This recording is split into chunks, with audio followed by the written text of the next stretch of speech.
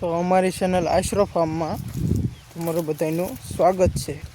તો આજે હું તમને બતાવું અમારું કેળું।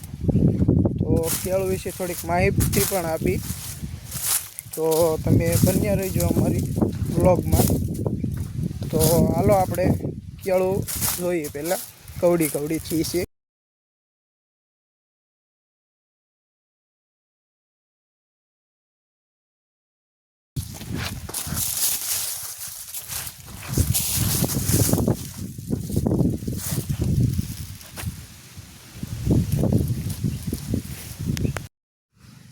તો આપણે આ કેળું 1 મહિનાની ચી છે।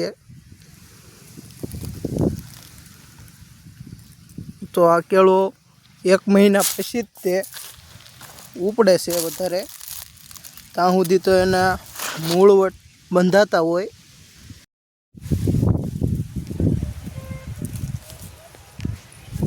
ને કેળુંનો હવે તે ગ્રોથ વધે છે 1 મહિના સુધી। તો કારણ કે તેના મૂળો કોઈ બંધાય પછી જ તે કેળું વધે છે। હવે કેળું વધશે। કેળુંમાં આપણે પાણી ચાલુ રાખવું પડે છે, કારણ કે શાક કોરા થઈ જાય તો કેળું બળવા કરે છે। એટલે આપણે રોજ સવારે 9 વાગે 10 વાગ્યા સુધી આપણે ચાલુ રાખીએ છીએ, 8 વાગ્યાથી 9 વાગ્યા સુધી। ને બહુ તડકામાં પણ ચાલુ રાખીએ તો પણ એ બળી જાય છે। એટલા માટે આપણે સવારે 10-11 વાગ્યા સુધી ચાલુ રાખીએ છીએ। તો મારી જેટલી હાઈટ થઈ ગઈ છે, અત્યારે 5 ફૂટની થઈ ગઈ છે। હવે ટૂંક સમયમાં વાઢી લેવાના, ને પછી કેળુંને સાયો આવે એટલા માટે કર્યો હતો।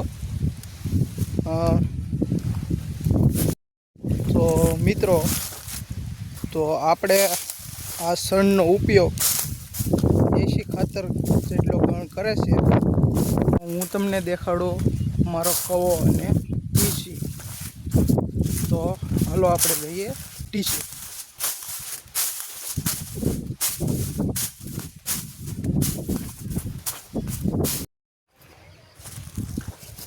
તો આ છે કવો મારો, જો ને અમે ફિટ કરેલી છે ટપક,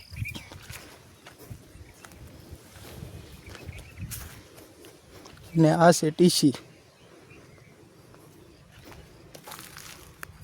તો આપણે જોઈ કવામાં કેટલું પાણી છે એ તો જોઈ લો। પાણી તો અત્યારે સામું બતાય છે, આમાં પાણી ન ખૂટે। 2 મોટર મૂકજો તોય પાણી ન ખૂટે આમાં। તો આવા નવા વિડીયો જોવા માટે અમારી ચેનલ આશરો ફાર્મને સબસ્ક્રાઈબ કરો, ને આવી નવી અપડેટ અમે આપતા રહીશું। તો મળીએ આપણે બીજા મિની વ્લોગમાં।